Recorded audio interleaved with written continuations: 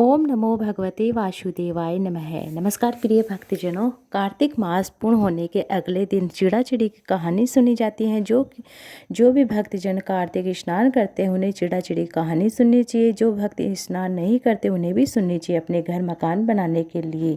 अगले दिन यानी पड़वा को पड़ने वाली जो तिथि होती है उस दिन कथा सुनी जाती है। इस दिन आटे की चिड़ा चिड़ी बनाई जाती है। अपने घर में बीचों बीच रखने के बाद उन्हें वस्त्र पहनाते हैं। घर के सभी कमरे में घर का सारा सामान रखते हैं। चिड़िया चिड़ी को खिला प्रसाद लड्डू का भोग लगाते हैं। इस तरह से चिड़ा चिड़ी बनाकर घी जैसे कि जो भी भोग लगाते हैं हम ठाकुर जी को, इस तरह से भोग लगाते हैं। चिड़ा चिड़ी की सामग्री का दान मंदिर में देते हैं और खिचड़ी का दान करते हैं। जिन लोगों का अपना घर नहीं है, घर खरीदने की आपकी इच्छा है तो किसी कारण से आप घर नहीं खरीद पा रहे हैं तो आप अपना मकान बनाने के लिए आपको चिड़ा चिड़ी इस कहानी को आप ज़रूर सुने। ऐसा माना जाता है कि ये कहानी सुनने से मकान बहुत जल्दी बन जाता है, या जो इच्छा आपकी कामना है वह मकान बनाने की वह पूर्ण हो जाती है, आपकी जल्दी ही पूरी होती है। चिड़ा चिड़ी की कहानी सुनने के लिए आप अपने घर के आंगन में या फिर खिल्ली से या आटे से आप में इस तरह से घर बनाएंगे। घर बनाने के बाद दीपक लगाएंगे, चिड़ा चिड़ी बीच में रखेंगे और आटे से चौक पूर सकते हैं, मकान की आकृति बना सकते हैं। इस तरह से आपको बनाना है। कमरे बना लेने हैं, छोटे बड़े जैसे भी आप बनाना चाहते हैं वैसे कमरे बना लेना है। ज़मीन पर बनाना है। फिर आटे को गूँथ कर चिड़ा चिड़ी बनाना है। उसमें नमक नहीं डालना, ना ही हल्दी डालनी है। केवल सादे आटे से आपको गूँथ कर चिड़ा चिड़ी बनाना है। केवल आकृति बनानी है। और आपको क्या करना है, चिड़ा चिड़ी की आकृति बनाने के बाद आप उसे मकान आप ज़मीन पर बनाया है वहाँ आकृति बनाए, उसके बीचों आपको चिड़ा चिड़ी रखनी है।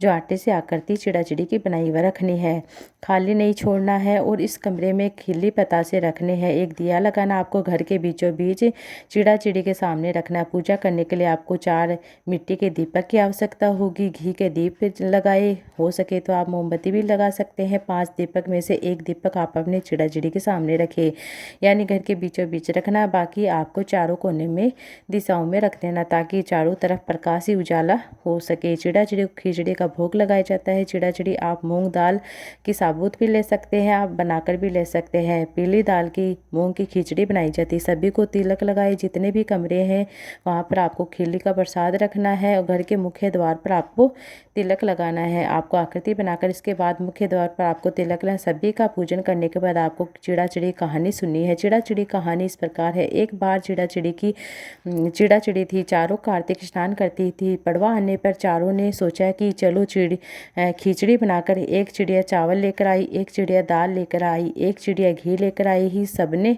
मिलकर खिचड़ी बनाई। सबने सोचा कि पहले कार्तिक स्नान कर लेते हैं, नहाकर आ गए, फिर सब साथ बैठकर खिचड़ी खाएंगे। तो पहले एक चिड़ा स्नान करके आए, उसे जोर की भूख लग रही थी, लेकिन बाकी चिड़िया अभी तक स्नान करके वापस नहीं आई थी। तो उसने खिचड़ी की भाप खा ली और यानी भाप सूंघकर अपना पेट भर लिया। दूसरी चिड़िया आई, उसे भी भूख लगी तो उसने भी पानी पी लिया। तीसरी चिड़िया ने खिल्ली खा ली और चौथी चिड़िया ने बची हुई खुरचन खा ली। कुछ समय के बाद चारों चिड़िया मर गई। जिस चिड़िया ने भाप खाई थी वह तो राजा के घर में राजकुमारी बनी। जिस चिड़िया ने पानी पिया था वह कुम्हार की लड़की बनी। जिस चिड़िया ने खिचड़ी खाई थी वह अगले जन्म में ब्राह्मण की लड़की बनी। जिस चिड़िया ने खुरच खाई थी वह हथिनी बनी। अब कुमार की लड़की राजा के यहाँ दासी बनी, ब्राह्मण की लड़की राजकुमारी की सहेली बनी और हथिनी राजा के यहाँ पर राजकुमारी को पिछले जन्म की सारी बातें याद आ गई। राजकुमारी का विवाह हुआ। जब वह विदा हो रही थी तो राजा से बोली कि पिताजी, मैं अपनी सहेली दासियों को भी साथ ले जाना चाहूँगी। राजा ने कहा ठीक है, ले जा। राजकुमारी फिर भी नहीं गई और राजा ने पूछा अब तुम्हें क्या चाहिए। वह बोली पिताजी मुझे हथिनी भी चाहिए। तो राजा ने अपने नौकर को हथिनी को ले जाने के लिए भेज दिया, क्योंकि वह हथिनी किसी के बस में नहीं आ रही थी, किसी के कहे अनुसार नहीं चल रही थी। जब वह हथिनी नहीं उठी तो राजकुमारी खुद लेकर उसे चली गई और उसके कान में पिछले जन्म की सारी बात याद दिला दी। सुनते ही वह हथिनी उठकर खड़ी हो गई।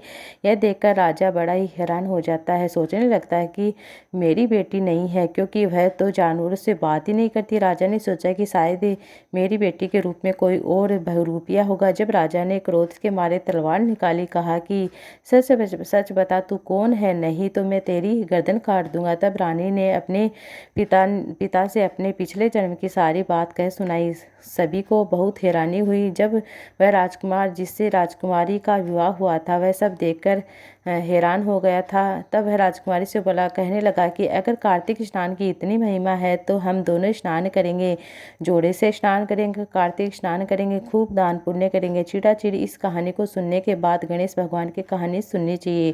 कहानी का पूरा पुण्य फल तभी प्राप्त होता है। गणेश भगवान की कथा के अनुसार एक बार बुढ़िया माई थी। मिट्टी के गणेश जी बनाकर रोज पूजन करती, रोज बनाती, रोज गल जाता। एक बार वह सेठ का मकान बन रहा था तो वह पहुंची, बोली पत्थर का मुझे गणेश जी बना दो। तो मिस्त्री बोले कि जब तक तेरा गणेश जी बनाए तब तक एक दीवार चीन देंगे।